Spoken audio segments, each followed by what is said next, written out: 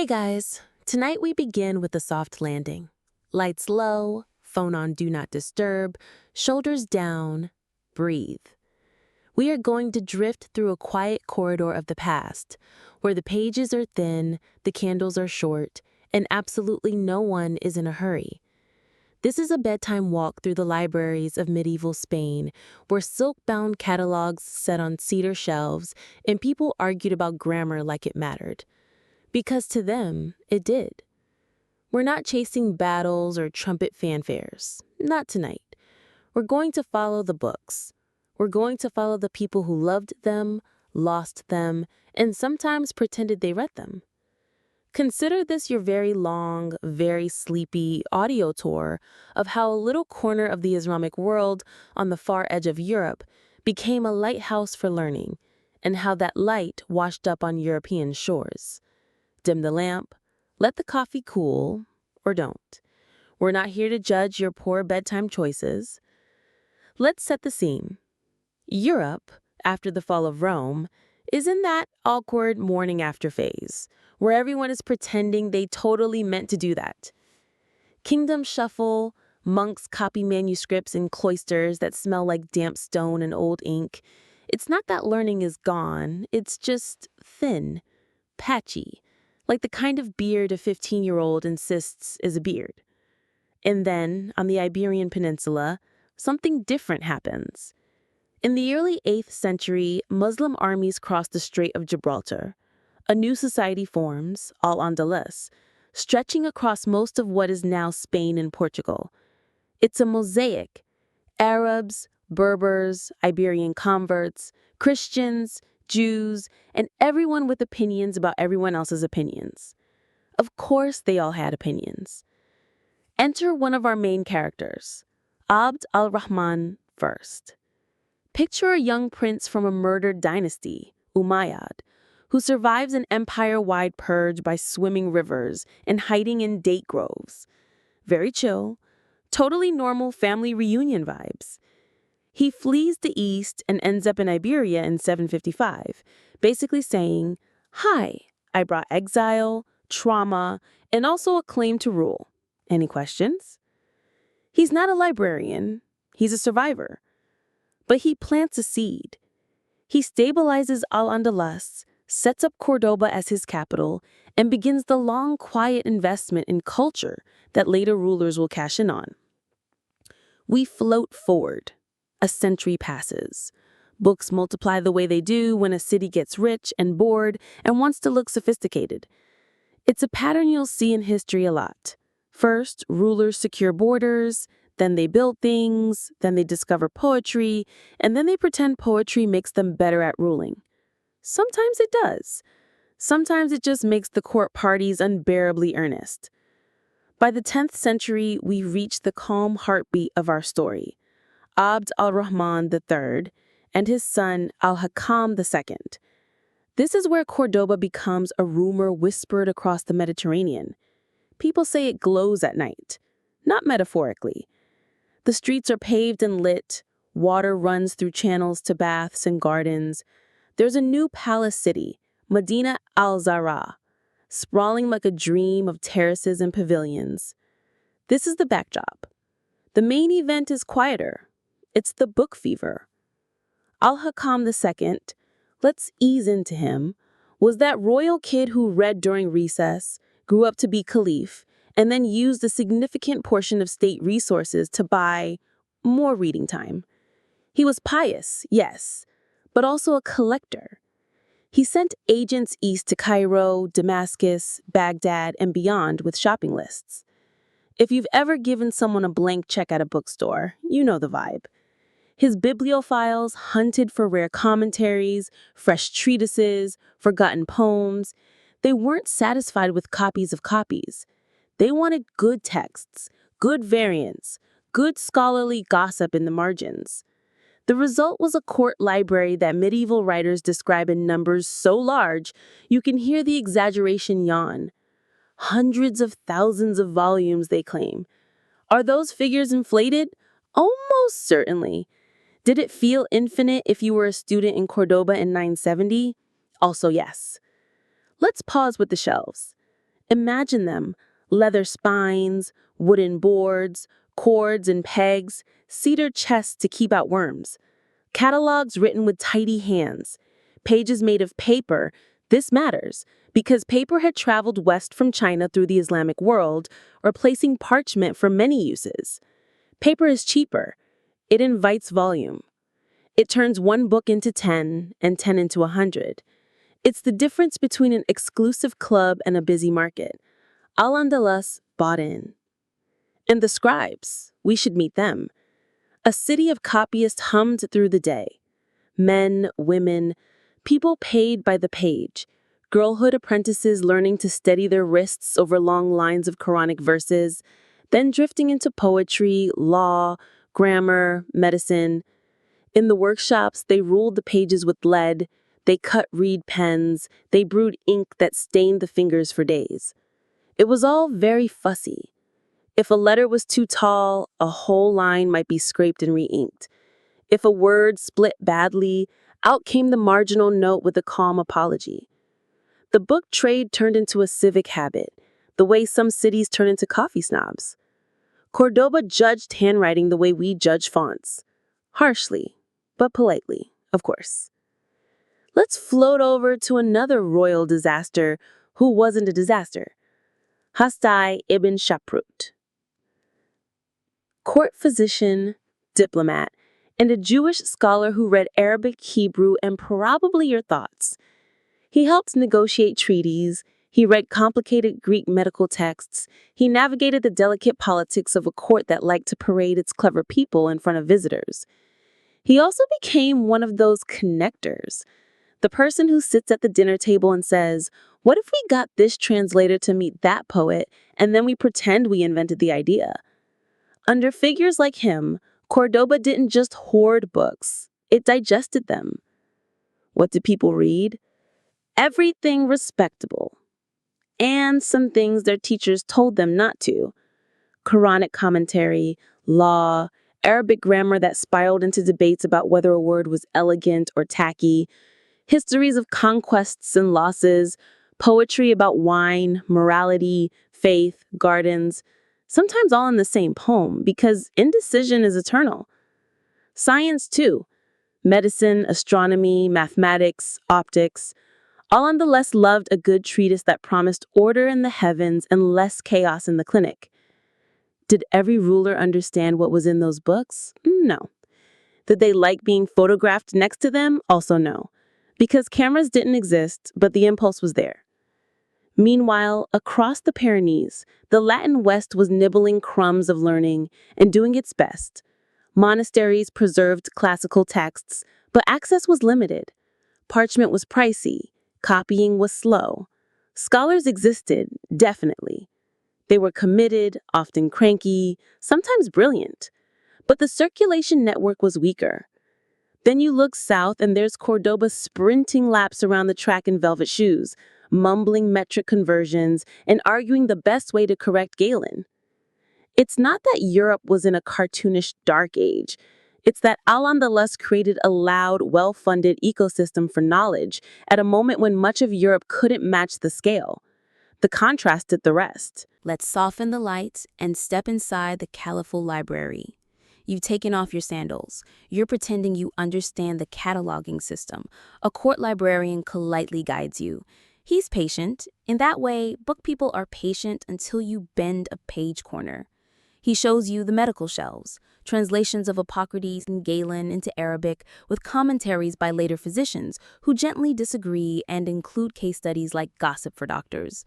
On another aisle, mathematics. Al-Khwarizmi's algebra has been copied and recopied with diagrams that look like the world's calmest geometry homework.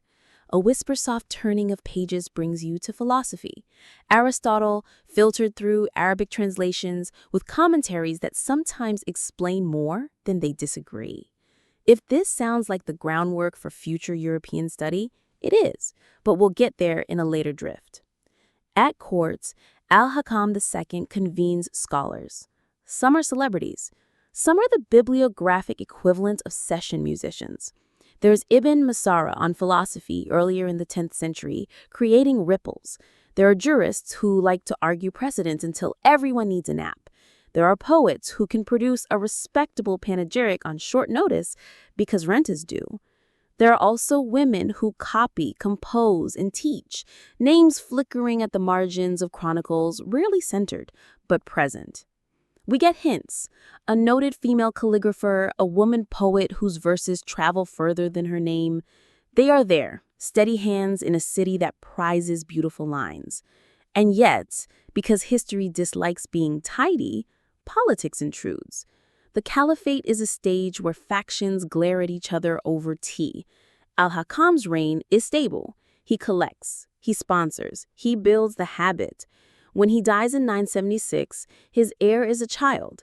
Power gathers around court figures. Enter Al-Mansur ibn Abi Amir, known to Christians as Al-Manzur, a brilliant administrator, a canny general, and the kind of person who reads a room faster than you can pronounce his honorifics. He becomes Hajib, effectively the power behind the throne. He leads campaigns north, sacks cities, and sends back trophies. The chroniclers love that he brought church bells to Cordoba like a victorious magpie. Subtle? No. Effective? Yes. So what happens to the library under a warlord who sleeps like a cat with one eye open? Here is where the murmurs begin. Some later sources say Al-Manzur purged dangerous books, particularly works of philosophy, because they looked suspiciously like free time. Other accounts are softer, suggesting he kept the apparatus running because even hard men enjoy a good archive when they're planning to be remembered forever. The truth is stitched between. He was not a philosopher king. He did not write odes to Aristotle between campaigns, but he governed a city that could no longer live without the machinery of books. Scribes still copied, markets still traded, students still read. The court still needed treatises on the practical sciences because doctors and engineers are useful when you want to conquer things and not die of a fever. Let's glide back down from politics to street level. Cordoba's book market. You walk through a lane where the air smells like leather and gum Arabic. Shopkeepers sit on low platforms, stacks of quires beside them, a little knife for trimming pages, a dish of ink the exact color of winter evenings. Customers pick up volumes with two hands and the exaggerated care of a person who drops things. A teacher argues prices for a commentary he isn't sure is worth it, the way modern professors argue about paywall journals and then submit their articles there anyway. A student negotiates for a used copy with marginalia so dense that it looks like a constellation map. The shopkeeper is unimpressed by your charm, but offers a discount if you buy the matching glossary. You do. You always do. And in the houses behind the shops, private libraries. Some were small, a few dozen volumes, a treasure. Others were large enough to make friends jealous. Wealthy officials collected subject areas, the way some people collect excuses. One man focused on poetry and grammar, another on medicine, a third on history and genealogy, because every elite wants to believe their family tree is an oak when it's mostly a vine. Catalogs were status objects. People bragged about their copyists. They traded dedications like shiny stickers. They sent each other gifts, a glossed Quran, a rare medical treatise, a fresh anthology. It was social capital and binding. This is the moment to say, calmly, that the picture we're painting glows a little. It's bedtime art. But Al-Andalus wasn't a modern liberal arts college with a fountain and a brochure. It was a stratified society, Muslims at the top, Christians and Jews under protection as dhimmis, allowed to practice, taxed, restricted in public symbols. Slaves existed, gender norms were tight, court politics could be lethal. Convivencia, the cozy buzzword for coexistence, was a spectrum, not a constant. There were real collaborations, real friendships, and real walls. But inside those walls, knowledge moved. Now, the quiet part about how the Library of Al-Hakam II saved Europe. We are not going to do the over-caffeinated claim that a single library alone, by itself, heroically rescued a continent like a caped superhero, because that's dramatic and we're sleepy. Instead, we'll trace how the book culture of Al-Andalus formed a pipeline a garden hose, not a fire hose. Over time, works that had been preserved, commented on, or improved in Arabic traveled north. Some went as booty in war, some went as gifts in diplomacy, some went as copies made for scholars who knew that ideas migrate even when people shouldn't. Later, when cities like Toledo came under Christian control, translation hubs formed. Latin scholars sat with Arabic manuscripts and translators who knew both languages, sometimes with a Hebrew intermediary. Words shuffled across tongues like sleepy travelers changing trains at midnight. Slowly, Europe's libraries filled with texts that had taken long vacations in Arabic. We will get to Toledo's translators in another part. For now, we're still in Cordoba's glow, watching the librarians stack new acquisitions with the steady joy of people building something they believe will last forever. Spoiler: forever in politics is about 40 years. But books are stubborn. Even when buildings fall, a copy hiding in a chest can outlive the dynasty that paid for it. It's history's pettiest revenge. Before we drift out of the 10th century, let's stop by a classroom. A teacher in a jurist's cap sits cross-legged. Students make a ring on the floor. He reads. They copy. He pauses and asks for an isnad, a chain of transmission, because scholars love to trace who heard what from whom, like a genealogy for ideas. A student recites. Another yawns behind his sleeve. Someone fusses with a reed pen. The door is open. You can hear the street. The rhythm is slow. Learning is a habit here, not an event. A few names float at the edges of the room.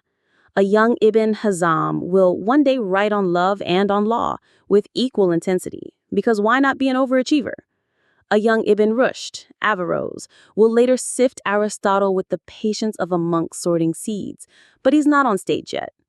Musa ibn Maimun, Maimonides, will write in the next century, born in Cordoba to a family of learned Jews, then forced to move, his path curved by politics. The library culture will give them a starting kit, tools, habits, arguments already in the air. It's nice when intellectual life hands you a pre-sharpened pencil. Let's take a gentle step back to the Caliphal Palace. Gardens, water channels, colonnades that make conversation sound like music. In a quiet room, the royal catalog is being updated. It is both impressive and annoying. Titles are long. Authors have 3 or 4 names that need to be in the right order, or someone will write you a corrective poem. The librarian's handwriting is elegant, suspiciously elegant, as if cosmetics have been applied to letters. A young assistant suggests adding subject tags. The librarian smiles in that way that says, "We have subject tags. They're just invisible unless you have been working here for 20 years. Bureaucracy sleeps lightly. And outside, the city is changing. Al-Mansour's campaigns bring wealth and tension. Christian polities to the north watch, count raids, promise revenge, get distracted by their own civil wars, come back with more promises. In the south, the court balances factions. Berber troops expect loyalty payments. Arab elites expect deference. Old Andalusi families expect to be consulted. Everyone expects good poetry at banquets. It's fine, until it isn't. The caliphate, this delicate, gorgeous engine of administration and culture, will fracture in the early 11th century. That shattering will be loud, but even then, the habit of collecting books will survive the noise. Before we close part 1, let's sit with one last quiet scene. A scholar stands in front of his shelf at dusk. He is not famous. He teaches a few students, writes neat notes, and has a grip whose handshake tells you he worries about joints. He takes down a medical commentary, opens to a page with a familiar diagram. He knows the diagram by heart, how to set a fracture, how to balance humors when you don't have microscopes or germ theory, yet you have careful observation and case notes from a chain of physicians who took bodies seriously. He reads a paragraph aloud, just to hear it. Then he lights a second lamp because his eyes are not what they were, and because he expects a late visitor who wants to borrow a grammar primer. He will say yes. He will keep a list. It's the law of small libraries. They live by generosity and petty resentment in equal measure. So, if we're falling asleep to anything tonight, it's the sound of pages turning, of pens whispering over paper, of people who thought that collecting arguments in quiet rooms could improve the world outside them. It's the soft arrogance of a city that believed a library could make you powerful. Sometimes it did. Often, it just made you precise, which is its own kind of power. That shattering will be loud. But even then, the habit of collecting books will survive the noise. When the caliphate cracks, it does so like a glazed pot dropped from a modest height. It doesn't explode in a single, satisfying cinematic moment. It splinters. The administrative machine that once hummed, tax offices, legal courts, palace scribes, loosens its screws. Local strongmen sit on the crumbs and call themselves kings. The official title caliph becomes optional, and dozens of rulers decide they prefer being small and famous to large and constantly insulted at court. By about 1031, the unified Umayyad Caliphate of Cordoba effectively dissolves into a gallery of petty principalities we call the taifas. Think of them as boutique kingdoms. Each one wants a brand identity. Each one needs cash. Each one especially enjoys poetry and patronage because, let's be honest, rulers like applause more than audits. The taifas are oddly good for letters. They are competitive. One taifa will sponsor a poet, and the next will hire a polymath to outshine the neighbor. This fosters a miniature renaissance of local tastes. Courts grow intimate.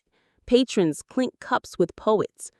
Each court wants a library to signal sophistication.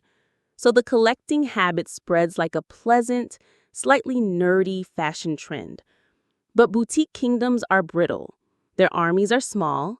When your neighbor wants a bigger palace or your taxes look like a suggestion, military pressure becomes a feature of everyday life. The political instability has a predictable side effect. Books move. Some are transferred by choice, scholars seeking safety, patrons selling precious volumes to pay mercenaries.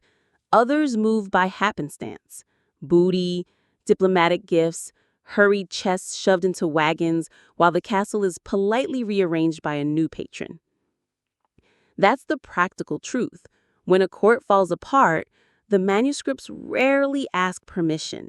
They get carried away. The dispersal is messy, but it is also the very thing that seeds other centers with knowledge. Across the Pyrenees, Christian kingdoms notice the fragmentation and react in two contradictory ways. First, they see opportunity. Smaller Andalusi courts make tempting targets for raiding, tribute, and occasional annexation. Second, they see culture. The Christian polities in Leon, Castile, Navarre, and Aragon have their own bookish enclaves, monasteries, cathedral schools, but they start to encounter Andalusi texts more often, not always directly. Sometimes a traveler brings a medical volume as a war spoil. Sometimes a Jewish merchant presents a grammar as a gift because he suspects his host's Latin will never improve unless bribed. Toledo becomes a pivot. In 1085, Alfonso VI of Leon and Castile takes the city. I know, takes is dramatic and we're supposed to keep things sleepy, but the date matters. With Toledo under Christian control, a new kind of contact zone emerges. The city for centuries had been multilingual and multi-religious, Arabic, Latin, Hebrew, and it doesn't stop being that because the flag changes. Instead, it becomes a translation-friendly environment. Clerics and scholars who know Arabic, Mozarabic Christians who have lived under Muslim rule, bilingual Jews with lively skill sets, all become part of a practical alliance. They share knowledge because someone needs to know how to treat a fever or calculate an eclipse. There's a charming bureaucratic fervor to the translation process. It's not a sudden enlightenment and everyone getting night vision. It's slow. A Latin scholar sits with a Jewish translator who knows Arabic and Hebrew. Sometimes an Arab Christian mediator helps disentangle difficult terms. They argue about words the same way a committee argues about a font. What's the best Latin equivalent for an Arabic technical term? Latin has gaps. Arabic has a buzzing compost of Greek, Persian, and Indian technical language. The result is hybrid. New Latin vocabulary grows like a patient fungus. Words from Arabic sneak into Latin and then into vernacular European tongues, often without anyone noticing. Let's talk about people, because human beings make the slow machine of transmission work. Some are translators, some are merchants, some are refugees. After Cordoba fractures, some intellectual families move. Students and teachers seek quieter courts or more stable patrons. A physician who once served a minor emir might find himself in Seville under a different patron, or in North Africa, or even in Sicily, where Norman rulers cherish Arabic learning because they like to look cultured next to Byzantines. This mobility is partly forced and partly opportunistic. A scholar will pack his favorite volumes in a crate, counted, labeled if he has time, and hope a new court is hospitable. If not, the crate becomes the property of the first soldier who finds it. Libraries, then, are both fragile and stubborn, easy to smash, hard to extinguish. And here's a sleepy irony.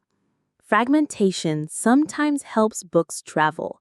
A large, centralized library in a single city is a wonderful thing until that city collapses.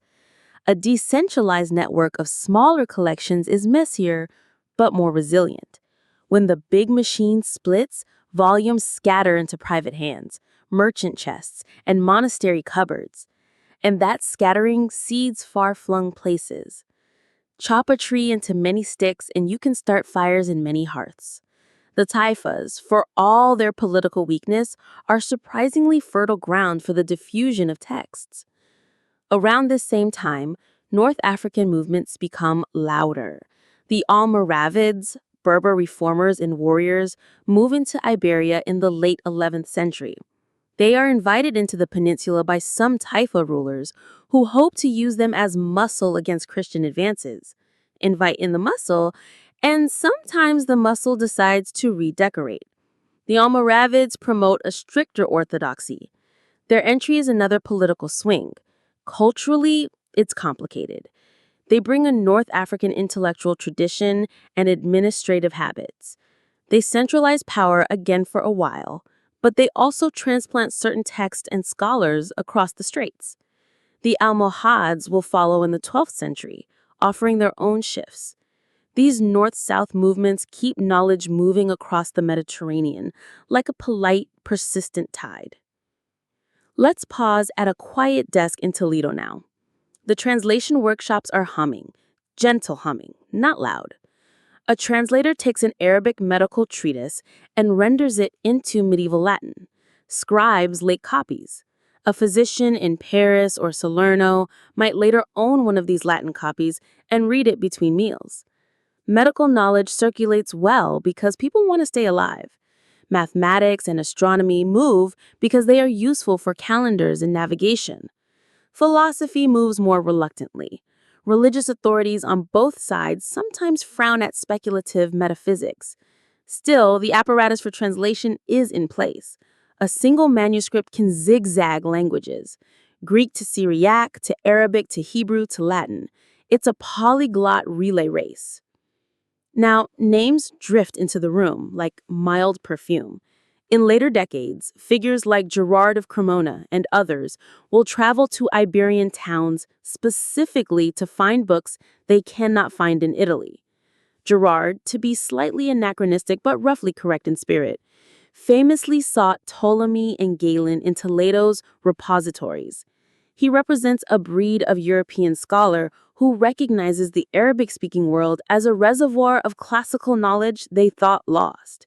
These scholars, some clerical, some secular, spend long hours with translators. The atmosphere is studious. They are not dramatic. They are precise. They prefer footnotes to flash. And their work slowly replants classical and medieval science within the Latin intellectual tradition. There are also quieter, unglamorous textual tricks that keep knowledge alive. Palimpsests, manuscripts scraped and reused, are like archaeology in a book. Medieval copyists sometimes recycled parchment, scraping off older texts to copy new ones. The erased undertext can, centuries later, be recovered with science and patience. Marginalia, the notes scribbled in the margins, travel too. A physician might annotate a medicinal recipe. Try more salt here. A student might doodle a mnemonic. These scribbles travel with the page, carrying small human knowledge across time. They're evidence that books aren't just containers for ideas, they are living objects with fingerprints, tea stains, and the occasional apology for bad handwriting. At courts and in private houses, libraries morph. Wealthy patrons commission new translations. They ask for personal copies of texts valuable for courtcraft, books on prophecy, statecraft, medicine, and astronomy. They hire copyists, often paying by the line, creating jobs for scribes and steady work for bookmakers. Book culture is, essentially, an economy. It supports craftsmen, binders, glaziers for inkwells, parchment suppliers, creating ecosystems that endure beyond dynastic changes. The human cost of this movement is not negligible. Scholars and scribes sometimes escape violence, sometimes they are casualties. Yet the movement also allows for fruitful cross-cultural collaborations. Jewish scholars, like the physicians and translators who often acted as linguistic bridges, find themselves in unique positions. Their trilingual skills, Arabic, Hebrew, and often Romance or Latin, make them indispensable in translation efforts. They negotiate vocabulary, pushing Latin to invent new terms. In doing so, they help create the vocabulary of European medicine and science. We should also mention Sicily, a quieter sibling in this transmission story. Norman Sicily, under enlightened rulers, cultivated Arabic-speaking administrators and scholars. Palermo's libraries collect Arabic and Greek texts and translate them. Sicily becomes another hub where East and West meet not angrily, but over dinner, often with someone reading a mathematical treatise at the table, because that's a normal dinner conversation in some households. This Mediterranean patchwork, Andalus, Toledo, Sicily, North Africa, forms a network. Ideas hop between ports like wary travelers. Back in the Iberian countryside, the Reconquista, the long, multi-century Christian reclaiming of territory, proceeds in fits and starts. It reshapes political borders, but it does not erase culture overnight. Arabic-speaking populations remain, sometimes for centuries, shaping language, agricultural practice, and local learning. Christian rulers gradually adopt elements of the sophisticated Andalusia administration. They incorporate irrigation techniques, tax systems, and yes, texts that help run courts and heal bodies. The movement of books and practices is slow and incremental. It's not a single eureka moment. Instead, it's trickles and accumulations until the intellectual landscape in parts of Europe looks slightly different.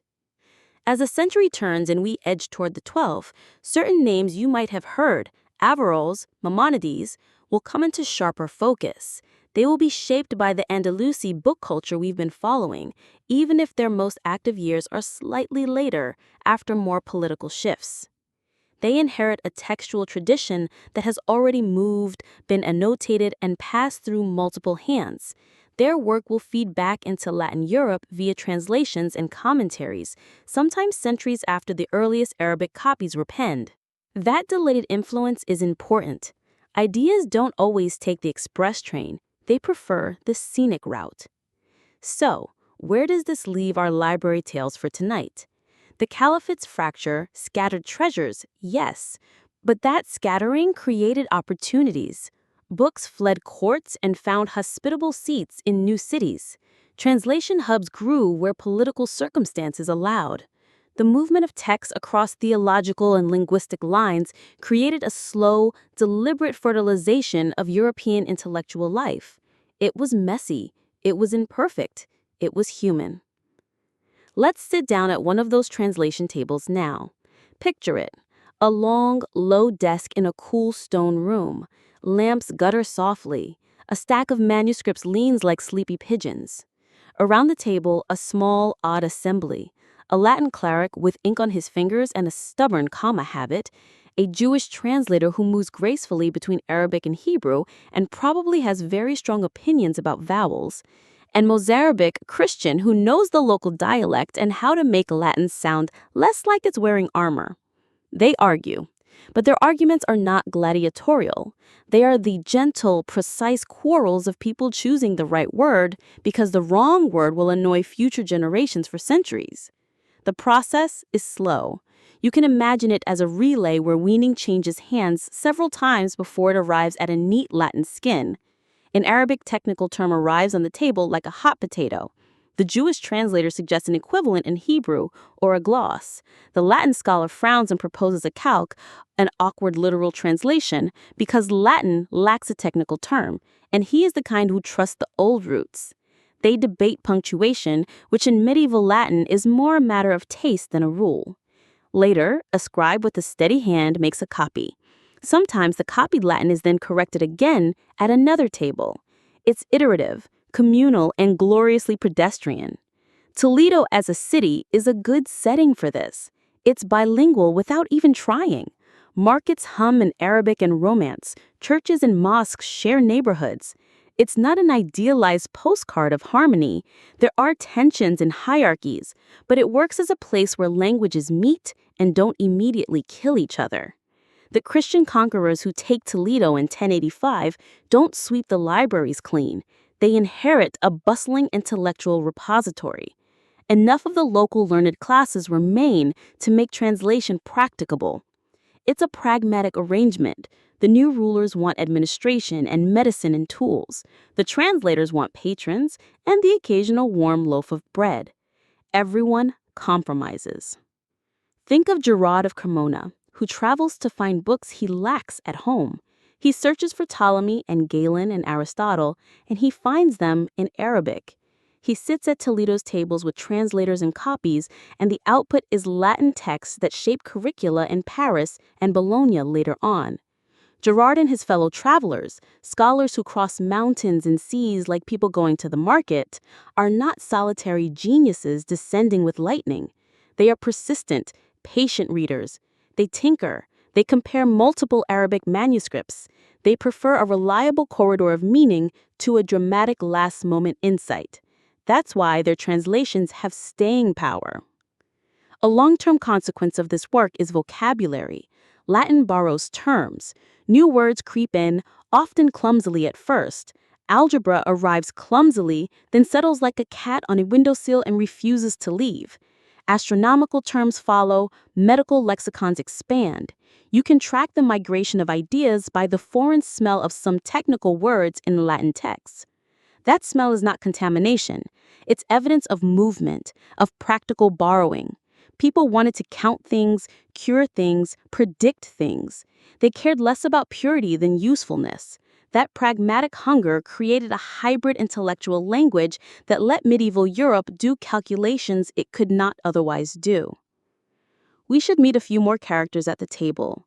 There's a translator, call him patient and precise, who specializes in medicine. He's polite about humors and uses his marginal notes to complain about authors with weak bedside manners. He inserts case studies that surprise a northern reader. In Cordoba, he writes in a margin, they mummify onions and place them over the wound. It helped. The northern physician reads this later and notes it, probably without the onion anecdote surviving intact. Practical details often survive translation better than high philosophy because a doctor's advice is judged by outcomes. If an ointment works, someone copies it again. Then there's the philosophical material, which is trickier. Philosophers ask dangerous questions about the nature of the soul, the eternity of the world, the limits of reason. Those topics make some churchmen fidget. The translators handle them with a cautious hand. They sometimes include extensive glosses, notes meant to show how a concept fits or doesn't with Christian doctrine. Other times, translators sanitize a text, leaving out or downplaying the most provocative claims. That's not always deception. It's survival. Ideas that are too bluntly presented can get a translator in trouble. So the output we receive is often mediated, smooth, and occasionally footnoted with apology. There are institutional effects, too. As translations accumulate, European scholars begin to form their own commentarial traditions. A Latin commentator will read an Arabic-derived text and add marginal notes. Then a student writes a gloss on that gloss, and the stack of commentary grows like layers of sediment. Over decades, this builds a tradition that is both inherited and new. That's how knowledge becomes domestic. You don't merely import a book, you breed local responses to it. Universities, still nascent, will later institutionalize some of these materials. And when a subject enters the classroom, it gains a stable life. We float, gently, to Sicily for a moment. Norman rulers there, practical and fond of prestige, retain Arabic administrators and Greek scholars. Palermo's library mirrors Toledo's function, but with a slightly different accent. Sicily acts like a crossroads between Byzantine and Islamic traditions, and its translations often go in multiple directions. Some Latin works come from Sicily into mainland Europe, and vice versa. The Mediterranean by then is less a wall and more a highway at night, quiet enough to think, busy enough to carry cargo. The movement of books is not merely about text, by the way. Manuscripts are physical objects: parchment, ink, binding, marginalia, wormholes. The way a book is bound in Cordoban style differs from a Lombard binding. Sometimes European copyists adopt binding techniques or paper-making methods from Andalusi craftsmen. Paper-making itself spreads west, replacing some parchment use because it's cheaper and faster. That small technological tweak can have centuries-long cultural effects. It's the domestic appliance story of the Middle Ages. Back at the table, the team tackles astronomy. Calendars matter. Prayer times, navigation, farming, they all hinge on the heavens. Arabic astronomers, themselves heirs to Greek and Indian knowledge, provide better tables and instruments than some Christian scholars have seen. The translators render these tables into Latin. Later, European navigators will rely on improved astronomical knowledge to cross seas. The causal line is indirect and slow, not cinematic, but it exists. Knowledge passed from Cordoban observatories to Toledo desks to Paris lectures and eventually to sailors who needed to find land without asking for divine intervention every 5 minutes. It's worth noting how social habits shape intellectual life. In many Andalusi towns, scholars drank coffee or, before coffee became common, some other hot beverage. They argued in informal gatherings, in gardens, in bathhouses where soap and conversation mix productively. The social glue of salons and courts means ideas are discussed casually before they are formalized. European scholasticism will later value formal disputation in universities, which is a different social form, but both shapes are part of the same long story. People needed places to test ideas. Translation tables offered one such place, slow-moving and collaborative. We should slow down and visit one translator's marginal note. He's exasperated by a technical phrase. He writes, in small Latin letters, something like, "This word is a beast. Let us call it by its function." That's the translator's solution. Translate by practice, not by rhetoric. What survives into Latin often carries the translator's personality. Translation is an act of interpretation and compromise. It's the medieval equivalent of asking, do you mean the thing that fixes the clock or the thing that fixes the soul? The translator decides, perhaps with a shrug, and the Latin reader later learns to accept the solution. Another gentle irony. Some European clerics adopt Arabic learning not because they admire Muslim theology, but because it is useful. A bishop wants accurate calendars for liturgical purposes. A physician wants reliable remedies. A mathematician needs arithmetic for accounting. Utility often trumps ideological opposition. That pragmatic uptake colors the reception of translated works. They are appreciated selectively, used in parts, ignored in others. The result is a curated absorption, one chapter at a time. There are setbacks. Not all translations are good. Some are clumsy, some are incomplete, some carry errors. Errors propagate. A misread word in a medical recipe can lead to misapplied doses. Scholars notice, and sometimes correct, but mistakes are stubborn. Still, even imperfect transmissions are valuable. They're raw material for later refinement. In the long-run view, imperfect copies are better than no copies at all. As the 12th century progresses, names like Averroes and Maimonides appear in the intellectual air. They write commentaries and legal tracts that reflect the Andalusi milieu. Their works find Latin readers eventually. But that influence is cumulative. It rests on the patient labor of translators and scribes who sat under low lamps and argued about vowels. Without those tables and those awkward words, the later reception would have been poorer. The compendium's early journey is modest. A doctor keeps it in his satchel. He consults it under poor light, copies a useful recipe into a small notebook for a patient's cure. When his patron changes and the court shifts, the doctor sells the compendium to a slightly richer physician in Seville. The richer physician loves the diagrams, particularly a set of illustrations on humoral balance. He adds marginal notes in Arabic, more wine here, less oil there. He underlines a paragraph on setting broken bones and draws a tiny arm in the margin as if to prove he has done it. These scribbles are the book's biography, the parts that rarely make it into catalogs. War intervenes eventually.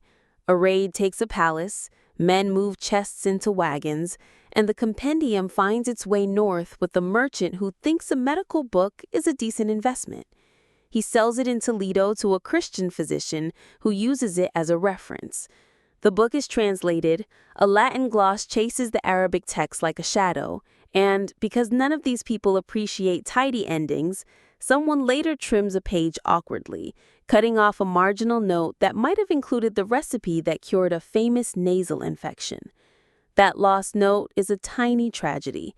It's a reminder that transmission is full of half-lives. Pieces survive, pieces vanish, and history learns to live with the gaps. Next, take a quieter volume, a copy of Euclid's Elements that began somewhere in the Eastern Mediterranean, was translated into Arabic, and then retranslated into Latin. Its diagrams are exact. The manuscript scribe has a steady, almost sleepy line.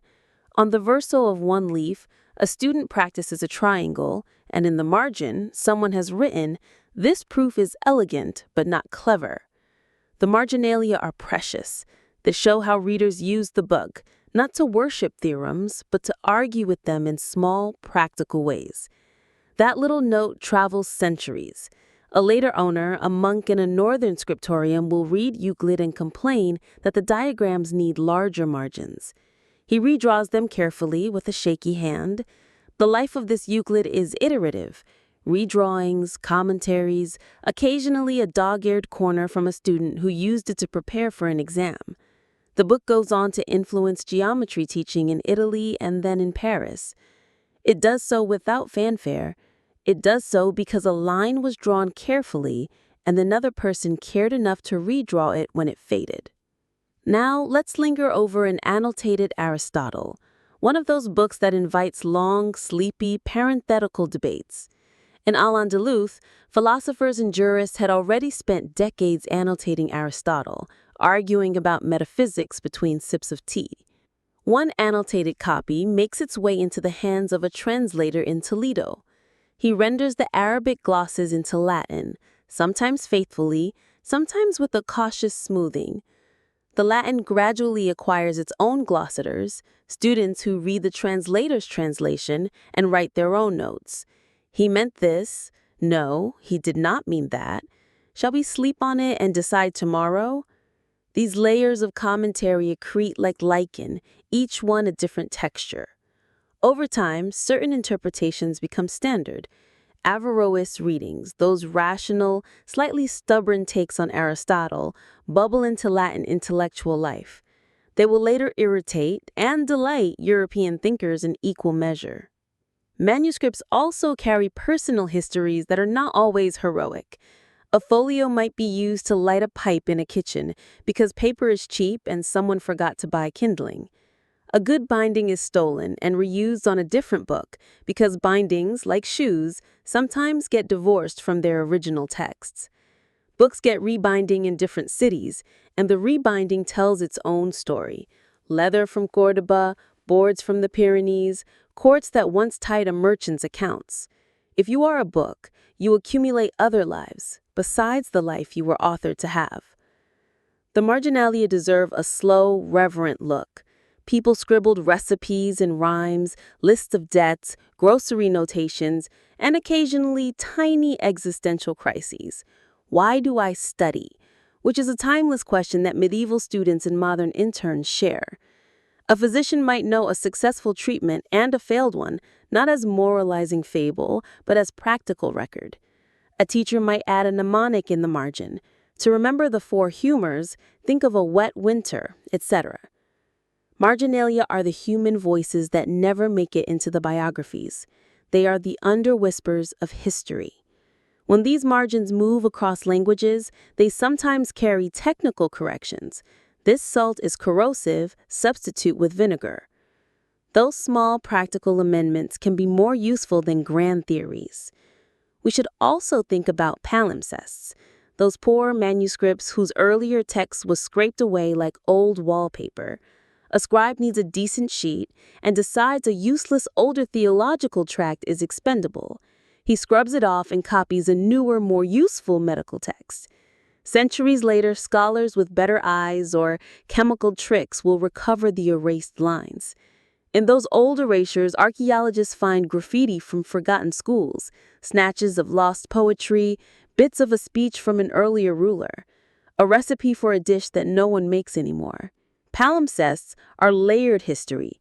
They show that until quite recently, medieval scribes recycled because materials were expensive.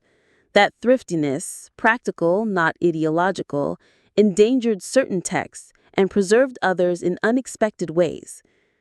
Books also moved through people who are not famous but indispensable: stationers, binders, dusters of shelves.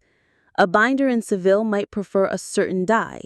He uses it so consistently that later librarians can identify his work by color.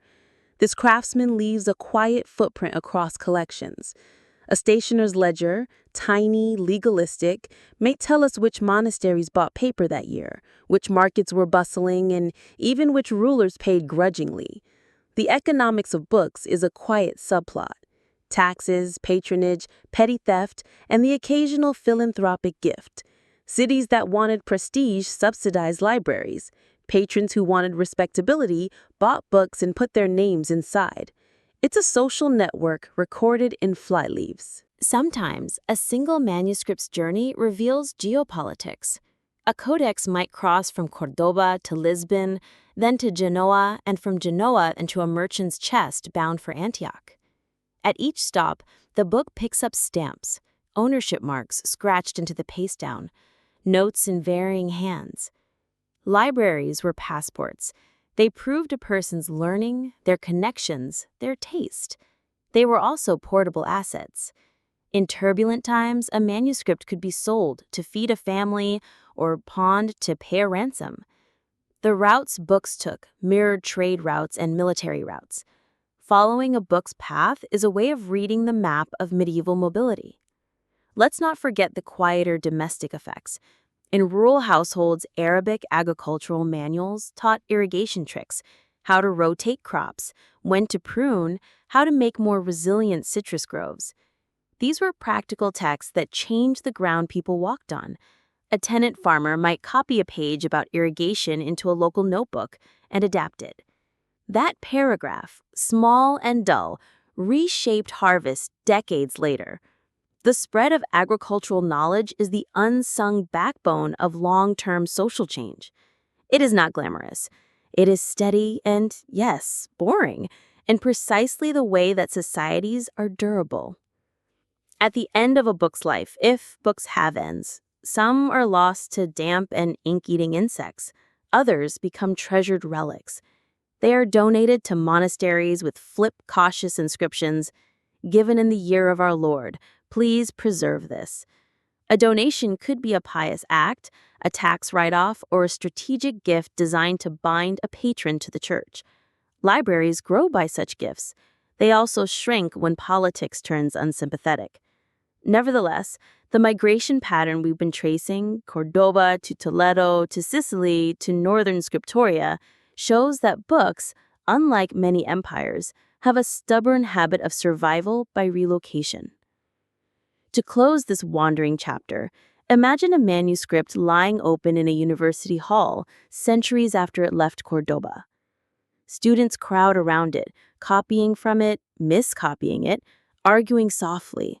A professor points to a marginal note and says, "This author was cautious here." Someone yawns, and another student, half asleep, scribbles that same mnemonic into his own notebook. The chain continues. Hands trace inked letters, voices murmur translations, and the book, patient and worn, keeps offering information. It never shouts. It only remains, which in historical terms is sometimes enough to change a mind, a method, or an empire's direction. Let's follow those careers now. Quiet trajectories, not heroic arcs with trumpets, rather slow, professional lives that rearrange knowledge by habit. A physician in Cordoba, a philosopher in Seville, a translator in Toledo. They are not celebrities. They are steady. They keep notes. That is their power. Begin with the physician. Call him Yahya or some reasonable name that migrates well across languages. He trains in Cordoba's medical circles. He learns to read Galen in Arabic, to compare case notes, and to watch how a fever changes color over 3 days. His teacher shows him a syrup recipe. He memorizes an ointment for quick swelling. He learns how to weigh humors with observation rather than speculation. That practical habit matters more than any flair for theory. Medicine, being stubbornly useful, travels like a rumor that's hard to kill. Yahya's early career is local. He treats court servants, sometimes a minor official. He keeps his patient list in a leather notebook. He writes in margins. He exchanges notes with other physicians over tea. When the caliphal courts fragment, he moves. He may move for safety or for opportunity. Patrons matter. A secure patron means a steady income. He wants a household where the pantry is reliable and the patron occasionally praises him in public. Praise is good for business. He sells tailorable remedies. That's how doctors marketed themselves then. Reputation is currency. He finds work in Seville. The city is smaller but lively. There he reads a Latin translation from Toledo that includes a surgical trick he hadn't seen. He copies it into his notebook. He experiments carefully. The trick works in a few cases. He annotates, "Try less heat in cold patients." A colleague reads it, scribbles in agreement. Over the next decade, the note migrates. It appears in a Montpellier manuscript. A French student reads it and copies the marginalia into his own notes. Later, a Parisian surgeon uses that tweak in a case and credits it to a Cordovan procedure, because that has better marketing than some marginal suggestion. The knowledge travels by small, cumulative nudges. No one plans the whole chain. It's an accidental relay. Yahya writes more than remedies. He writes how to observe, how to ask questions at the bedside. That method is the subtle export. A northern physician who learns to take careful case histories owes something to such Andalusi habits. Those habits filter into medical schools. They become exams. They become curricula. A technique that began as a bedside trick becomes a textbook paragraph. That trajectory is not glamorous, but it shapes how doctors think about patients. The change is procedural, a style of attending, a habit of looking. Institutions love habits. They institutionalize them. And once institutionalized, the habit lasts. Now, shift to philosophy. Our thinker is quiet, perhaps named Ibn Bajjah or Ibn Thufail in spirit, someone who reads Aristotle carefully and then prefers to walk at dusk thinking. He lives in a city where books are common ornaments on shelves. He reads commentaries and writes short reflections. He is not a revolutionary. He's a careful reader who notices contradictions and files them away as notes. His life is an accumulation of footnotes and marginal hesitations. He is the sort of person who would correct a text in the margin and then fall asleep with the lamp still lit. The philosopher's influence is more eccentric. He publishes or has his students copy essays that balance reason and religious faith. He worries about the best way to reconcile revelation and rational inquiry. That worry is not a scandal in Cordoba, it is an intellectual pastime. His essays circulate in manuscript form. Later, a Latin translator in Toledo brings them into Latin with a cautious preface. The translator is careful. He notes certain phrases are difficult and suggests Christian readers treat them as philosophical exercises. That cautious framing matters. It allows text to circulate without immediate condemnation. A Latin student in Paris reads the translation. He copies it into a notebook. He argues in class. His teacher notices that the essay offers a method for reading Aristotle that is oddly effective. The method emphasizes careful definition and the habit of parsing arguments slowly. That method becomes attractive in scholastic settings. It gives students a way to read dense texts without panicking. Over generations, this method contributes to scholastic moves towards systematic disputation. Small shifts in technique accumulate into intellectual styles. A philosopher's method, taken seriously by a handful of students, can affect how an entire university debates. The translator plays a recurring role. Not glamorous, not wealthy, but indispensable. He sits in Toledo, maybe with a Jewish colleague, and works through a text line by line. He makes choices. What word best captures a nuance? He annotates his uncertainty in a marginal note. This word could mean X or Y. I choose X for now. Later readers will either accept or correct. The translator's choices propagate. That is how certain readings become dominant. That is how a translation, imperfect, partial, cautious, steers the intellectual current over decades. Another career to notice is that of the court scribe, often unnamed. He copies administrative manuals, legal opinions, irrigation protocols. He moves from court to court. He preserves practical knowledge, tax rates, land grants, water laws. Those documents matter. When Christian rulers annex lands, they often find detailed Arabic cadastral records. Those records make administration easier. A bureaucrat who inherits detailed tax rolls can extract revenue more reliably. That administrative continuity, boring, precise, is an unnoticed channel of influence. The legal and fiscal habits that move into Christian administration often come from these quiet scribes and their neat hands. Now, consider the teacher in a cathedral school who decides to use an arithmetic text translated from Arabic. He appreciates the new algorithms. The text contains the method we now call algorithm, a practical set of rules for computation. The teacher adopts these methods for accounting lessons. Merchants benefit. Ledgers become tidier. Commerce grows bolder. This is a long causal chain from Cordoban arithmetic to a better bookkeeping system in northern markets. No single person envisioned the whole chain. It is emergent. Small, practical adoptions scale. There are cultural intermediaries too.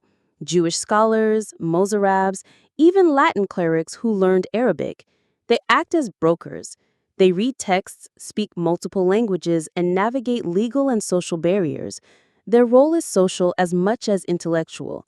They translate not only words, but habits of thought and modes of social practice. A Jewish physician might translate a medical text, but he also advises on how to adapt recipes to local diet. That adaptation, little and pragmatic, ensures a remedy works in a new environment. The human intercultural broker makes translations sensible. We should also track personal libraries. A scholar's private shelf is portable social capital. A physician who moves north brings books in trunks. A philosopher who emigrates rotates his books through multiple hands. Those volumes act as seeds. A single trunk of manuscripts can catalyze a small intellectual community in a new city. Friends gather to read. A local merchant funds a copy because he wants prestige. Soon there's a modest library. Books multiply. The presence of reading materials is contagious. Intellectual communities grow where books find hospitable soil. Another gentle mechanism is patronage. A lord who enjoys the status of having a library will sponsor a scholar. That sponsorship buys time for thinking and copying. A wealthy patron in Palermo might fund a translation project because he wants a book he can show off during dinner. That vanity project yields translations that later circulate. Patronage is often vanity with useful side effects. It's how leisure converts into knowledge. Let's not forget resistance. Not everyone welcomed these imports. There were conservative theologians who frowned at certain philosophical tendencies. There were political actors who distrusted foreign learning as cultural seduction. Occasionally, texts were censored or hidden. Scholars knew discretion. They included cautious prefaces to reassure patrons. They framed controversial passages as hypothetical. That rhetorical strategy helped many texts survive long enough to be evaluated on their intellectual merits rather than political alarms. The careers we followed, physician, philosopher, translator, scribe, are small gears in a larger machine. Each gear is modest, each is essential. Together, they move texts across languages, across courts, across climates. Their lives are not spectacular, they are routine. They wake early, argue gently, write notes, correct copy, and repeat. Over decades, repetition compounds. Habits become institutions. Institutions shape societies. Finally, a small human moment to close this part. Picture a physician in a northern clinic in the 12th century. He reads a recipe in Latin, then in his notebook, notes the Arabic root word next to the remedy. He writes from an Arabic text, recommended for small children. He thinks of a teacher back in Cordoba who once showed him how to hold a patient's wrist. Just so. The note is private, a memory tucked into a professional manual. But the next time he treats a child, he thinks of that careful wrist hold. The child improves. The method survives, not as grand theory, but as embodied practice. That is how knowledge travels best, not only in libraries, but in hands, in bedside posture, in the small habitual expertise of people doing things day after day. It begins in Cordoba as a compendium of practical medicine, not glamorous, recipes, observations, a few clever case notes. The sort of book you would take to a sick patron if you wanted to look competent and not be slapped with an unpleasant curse. It survives politics by being useful. A merchant buys it in Toledo. He carries it north because a physician friend in France expresses interest. The pages smell faintly of rosewater. The ink has a sepia patience. In Paris, a surgeon in a small infirmary teams up with a learned cleric. The cleric can read Latin that borrowed Arabic terms. They translate selected passages. They're not trying to revolutionize medicine. They want better wound care. The translated recipes are copied into a communal manual. That manual circulates among monastery infirmaries. One recipe is about poultices. Simple, easy to try. The monastery team tries it. It reduces infection in a few cases. Word spreads quietly, like a rumor that is useful. Another surgeon reads the manual and borrows the technique. He copies the paragraph with a careful hand. That copy goes to a university town where students annotate. They write questions in the margin. Measure this with what instrument? Someone draws a small spoon. Practical questions, no drama. But the technique migrates. Over decades, the Paris clinic's modest adoption becomes part of a broader European surgical repertoire. The book itself is rebound several times. Each rebinding wears different leather. The corners are rounded by many hands. The final copy sits in a university library centuries later, its pages soft with use. Someone flips it and sees a marginal note, from Cordoba via Toledo. They smile and misattribute the route to an eager archivist who wanted the provenance to look better on a grant application. It doesn't matter. The recipes did the real work. Second, Euclid and how geometry learns to travel. A copy of Euclid's Elements in Arabic reaches all Andalus via the eastern Mediterranean. Scholars there annotate diagrams and sometimes correct small errors. Geometry is practical. Masonry, surveying, building aqueducts, these need geometry more than philosophy does. In Cordoba, Euclid gets used in workshops and in classrooms. Students sketch triangles and margins like doodles. It's affectionate. The manuscript moves, perhaps as booty, perhaps as a sail. It ends up in Italy, in a city that values geometry because it wants to build carefully. Italian builders prize the clarifications added by Andalusi commentators. They copy them, and over time, the Euclid that circulates in Italy is a hybrid. Original propositions with Andalusi footnotes and Italian sketchings. The diagrams grow, older, fatter, clearer. A teacher in Pisa or Florence uses this text in a guild school. He teaches geometry to masons and shipbuilders. They learn to lay out arches with care. Over time, a generation of craftsmen uses these methods to build sturdier buildings and more reliable ships. The practical outcome is slow and cumulative. It's not an architectural manifesto. It is a better laid foundation. That's enough. In centuries to come, architectural manuals will cite the lineage. They'll be polite and slightly smug about their sources, but the real credit is collective. A manuscript, handled by patient hands, changed how a mason measured stone. Third, an annotated Aristotle that irritates baloney. This one is an old friend. It carries heavy ideas and heavier marginal notes. The Arab commentators polished Aristotle and sometimes argued with him. Their glasses are careful, sometimes cheeky. A translation arrives in Bologna with those glasses partly intact. The Latin reader finds the tone precise and faintly infuriating. Why, he writes in the margin, does this author seem so rational and calm? It's a fair question. Bologna is the seat of law and early universities. Philosophical curiosity is present, though the environment is guarded. The manuscript's cautious Aristotelianism seeps into classrooms. Some teachers adopt it as a teaching aid. Others warn against excessive rationalism.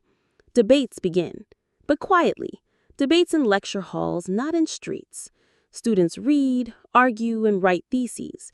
They quarrel about the soul's immortality, using phrases that the original Arab gloss introduced. The terms travel. The arguments take new shape in Latin disputations. One day, a young teacher copies a particularly acute marginal note into his own notebook. He circulates it among friends. The note suggests a method for separating natural philosophy from theology by careful delimitation of terms. It's subtle. A generation later, this method helps structure certain scholastic arguments. The ripples are slow and oddly bureaucratic. Philosophical technique becomes codified into classroom practice. The manuscript didn't convert anyone overnight. It provided a set of tools. The tools proved useful. Across all three journeys, notice the pattern. Nothing theatrical. No single genius carrying a torch. The manuscripts travel because people read them, argued mildly, copied useful bits, and hid controversial parts where necessary. Knowledge moved as a chewing, patient process. It is a series of small decisions. Keep this paragraph. Omit that sentence. Copy the diagram larger. Bind the book in a useful cover. Now, a few small human details, because those are the parts that calm us. Ownership marks. People love to sign books. An owner writes his name with pride. Belongs to Brother Martin. A later owner adds, reclaimed by Brother Martin II. Ownership is a social drama in 10 words. Those notes tell us who loved the book, who pawned it, who rescued it. Library stamps sometimes do the opposite. A neat institutional imprint that quietly announces, This belongs to an archive. Both are affectionate. Annotations often include recipes or complaints. A scribe in Italy writes, "This Latin translation makes my head ache."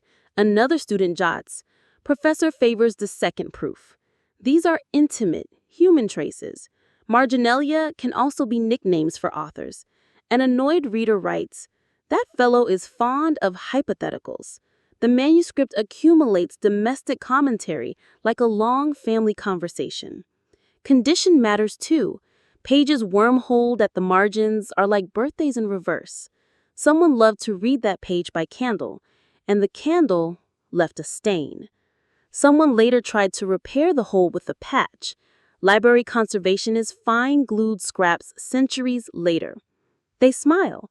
Book repair is humble heroism. And then there is the quiet institutional effect. A city with a few good manuscripts becomes a center of learning. Students arrive because the books are there. Teachers arrive because students are there. Patronage follows. Eventually, a formal school forms. It is a cumulative, almost accidental process. One useful codex begets another. One translation begets a school. The manuscript's physical presence matters as much as its contents. Before we close this part, a note about taste. People judge texts. They prefer some authors over others. Preferences are cultural and sometimes petty. A court that values poetry invests in anthologies. A monastery that needs averages buys arithmetic. Taste directs which books are copied and which are left to mildew. The survival of texts is partially a taste-driven randomness. That randomness shapes intellectual history. Small, silly preferences determine what future students read. So we leave these codices in safe hands for a while. The Paris Medical Manual is teaching in quaint infirmaries.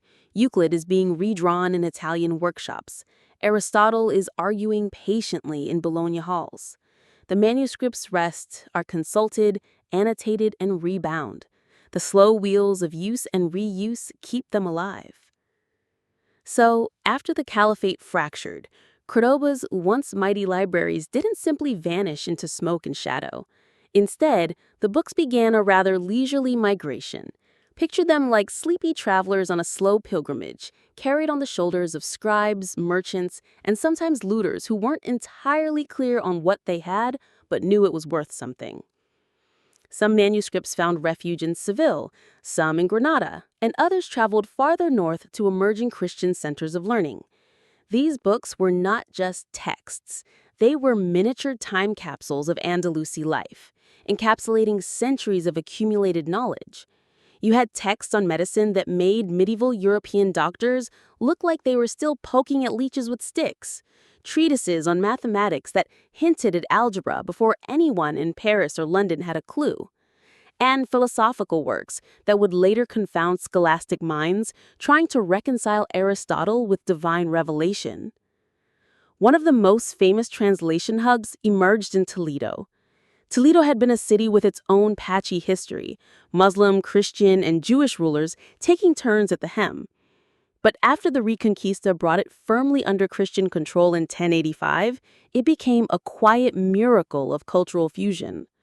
Scholars of different faiths and languages worked side by side, painstakingly converting Arabic texts into Latin. You can imagine it, scribes hunching over scrolls, occasionally sighing, muttering, "Why is everything written in this infernal cursive?" And then someone would make a note in the margin. Also, we might need a new Latin word for this concept, suggestions.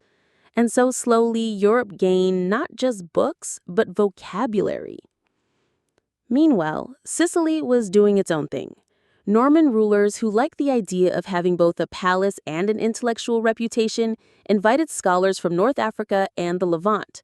Palermo, much like Toledo, became a node where ideas, mathematical, medical, astronomical, philosophical, could be translated and transmitted. The Mediterranean was no longer just a trade route for spices and silk. It was a slow, meandering conveyor belt for knowledge. And who were the people behind this quiet movement? One name that tends to float lazily through history is Gerard of Cremona. an Italian who realized that if he wanted to read Ptolemy's Alchemist, he'd better head to Toledo. He spent years there, translating volumes on astronomy and mathematics. He was probably not a fun dinner guest. He might have sniffed at your poetry and muttered about inaccuracies in your worldview, but the knowledge he carried north would ripple out for generations. Then there were thinkers like Averroes in Cordoba and Maimonides in Cordoba and later in Egypt, whose commentaries on Aristotle and law would eventually seep into European intellectual life. These weren't flashy courtiers or generals. They were patient, meticulous minds, arguing about the right way to describe the cosmos or ethical conduct in words that could survive translation in centuries. Their work illustrates the understated heroism of scholarship: long hours, careful observation, and a stubborn insistence that truth matters, even when nobody else seems to notice. The process was not linear. Sometimes a manuscript would be copied poorly, or a translator would misunderstand a concept, and suddenly Europe had a slightly warped version of algebra or medicine. But that's the charm of it. Knowledge is resilient, even when humans are clumsy. It travels in fits and starts, occasionally losing a page or misplacing a phrase, yet persisting. By the 12th and 13th centuries, universities in Paris, Bologna, and Oxford began to absorb these works. Scholars argued over definitions, scribes continued to copy texts, and slowly the intellectual landscape of Europe changed. Geometry, astronomy, medicine, and philosophy, once preserved only in Arabic libraries, entered the curriculum, reshaping medieval learning. And through it all, the legacy of Al-Andalus remained. The quiet, patient work of a few hundred scribes and translators carried civilization forward in a way armies never could. And yet, this transformation wasn't immediate or particularly glamorous. Imagine students in chilly, drafty halls, quills scratching, ink smudging, and instructors muttering about the pagan origins of this nonsense, while secretly fascinated by the new techniques for calculating the movement of planets. Books moved slowly, sometimes taking decades to travel from a translation table in Toledo to a library in Paris. They were copied, recopied, occasionally miscopied, and sometimes annotated with half-correct notes in the margins. But those margins mattered. Margins were where curiosity sparked. Margins were where the slow engine of European intellectual growth was lubricated bit by bit. Medical texts introduced Europeans to treatments that were far more sophisticated than the usual medieval potions of dubious ingredients. Consider the Arabic physicians like al-Zarawi, whose surgical manuals described procedures in exacting detail. European surgeons, who had been improvising with whatever they could find, suddenly had something closer to systematic knowledge. Slowly, painfully, they adapted instruments, methods, and ideas that had been sitting in Cordoba for generations, quietly waiting. Meanwhile, the mathematical texts, algebra, geometry, astronomy, were reshaping minds in subtle ways. The calculation of eclipses, the understanding of planetary motion, the ability to measure and divide land and resources with more accuracy. All of these practical outcomes were the slow drip of Andalusi knowledge. Scholars argued, scribes copied, and students struggled to reconcile the new methods with old traditions. Yet the influence was undeniable. Europe was waking up from a prolonged intellectual nap, and the alarms were books, not battle horns. Philosophy traveled more slowly because, of course it did. Aristotle and Arabic commentary might as well have been a foreign continent to a monk trained in scholastic Latin. And when it finally arrived, it provoked cautious, sometimes heated debates. Was reason compatible with faith? Could humans know the cosmos, or was knowledge solely divine? These were long, drawn-out conversations, sometimes lasting decades. And in the midst of them, scribes copied texts, students scribbled notes, and translators sighed over passages that made perfect sense in Cordoba, but barely survived in Toulouse or Oxford. The spread of these works also had social consequences.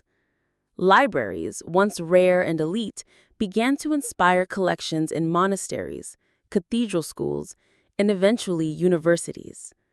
Collecting texts became a mark of seriousness, curiosity, and status.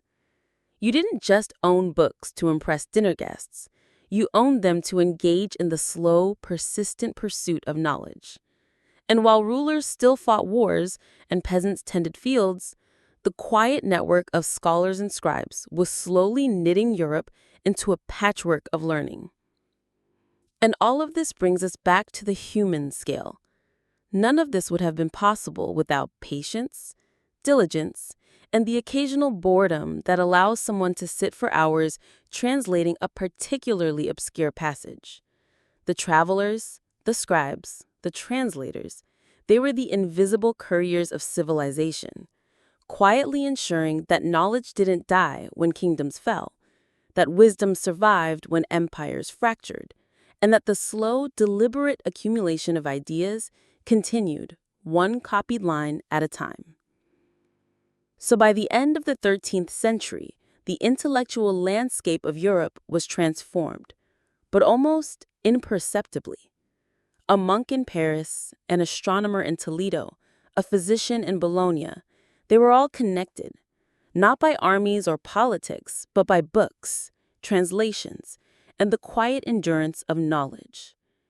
The influence of Al-Andalus had seeped into curricula, into debates, into the very language scholars used to think about the world. It was subtle, slow, and remarkably resilient. And it all traced back to the patient hands and slightly bored minds of those who preserved, copied, and transmitted the works of centuries. By the 14th and 15th centuries, the influence of Al-Andalusi knowledge had begun to percolate in ways that were subtle but profound. Libraries were better stocked, scholars debated more confidently, and a slowly emerging network of intellectual exchange connected cities across Europe. You could be in Florence reading about medicine, in Paris studying geometry, or in Oxford contemplating Aristotle, and all of it traced back to the quiet work of scribes and translators in Cordoba, Toledo, and Palermo. Medicine continued to evolve. Physicians began consulting Arabic texts for diagnoses, remedies, and surgical techniques. A disease that might once have baffled a European doctor could now be understood in terms of systematic observation.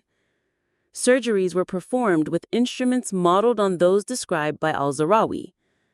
Herbal remedies, carefully recorded, replaced folk superstition in some regions.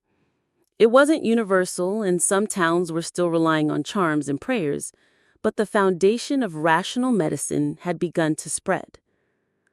Mathematics and astronomy were transforming slowly but surely.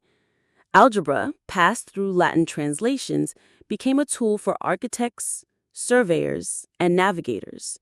Planetary tables and methods for calculating eclipses allowed astronomers to move beyond guesswork, laying the groundwork for the eventual breakthroughs of Copernicus and Kepler. Again, none of this was instantaneous or flashy. There were scribal errors, misinterpretations, and heated debates. But the steady trickle of knowledge, patient, deliberate, slightly boring, was reshaping Europe from the inside out. Philosophy continued to ripple quietly. Aristotle, once considered suspect by some scholastics, now formed the backbone of university curricula. Commentaries by Averroes and Maimonides encouraged thinkers to reconcile reason with faith. The debates were long, occasionally pedantic, and sometimes absurdly detailed. For example, discussions over whether a celestial intellect could influence earthly matters without violating divine omnipotence. You can imagine the professors, pens poised, sighing, and muttering under their breath. And yet these debates mattered. They refined critical thinking, shaped argumentation, and created an intellectual culture that valued evidence, logic, and careful reasoning. Meanwhile, the physical manuscripts continued their slow migrations. Books were recopied, rebound, sometimes misfiled, sometimes annotated with notes in new languages. A medical manuscript might be carried from Toledo to Paris, rebound, and eventually make its way to Padua centuries after its creation. A philosophical treatise might cross the Alps to reach Vienna, where a student would obsess over the meaning of a single word in the margin. In each case, the book itself became a vessel of time, carrying knowledge, errors, interpretations, and human curiosity forward. Libraries flourished, slowly transforming from elite curiosities into centers of learning. Cathedral schools, monastic libraries, and eventually early modern universities all participated in this quiet revolution. Owning books became not just a sign of status, but a commitment to engagement with the slow accumulation of human thought. Those marginal notes, small glosses, and careful annotations were the invisible threads stitching together the intellectual life of Europe. And now, the Renaissance begins to peek around the corner. Artists, scientists, and philosophers would soon build upon centuries of transmitted knowledge. Algebraic methods shaped architecture and engineering. Translated medical texts informed the treatment of real human patients. Aristotelian philosophy, filtered through Arabic commentary, became the framework for debates about nature, humanity, and the cosmos. And while it might seem sudden in hindsight, it was actually the result of centuries of patient, quiet work, scribes copying, translators struggling with new terms, and students slowly absorbing ideas that had traveled thousands of miles. What's remarkable when you think about it is that none of this would have been possible without the persistence of a few hundred slightly bored, meticulous individuals. Not generals, not kings, not loud philosophers, just people who sat at tables, under flickering lamps, hands smudged with ink, carefully translating, copying, and debating. They were the invisible custodians of civilization, ensuring that knowledge survived wars, political collapses, and centuries of forgetfulness. Without them, Europe might still be stumbling blindly through superstition, centuries behind the intellectual achievements already flourishing in Al-Andalus. So, as we settle in for the conclusion tonight, it's worth remembering that history is rarely made in grand, cinematic gestures. More often, it's made in small, persistent acts. A line copied carefully, a note written in a margin, an argument patiently moderated between two scholars who might otherwise have ignored each other. The legacy of Al-Andalus, quietly transmitted across time and space, reminds us that the real engines of civilization are often silent, patient, and just a little bit bored. And perhaps that's a comforting thought for anyone staring at a stack of books late at night, wondering whether the hours spent reading, copying, or thinking might ever matter. They do. History proves it.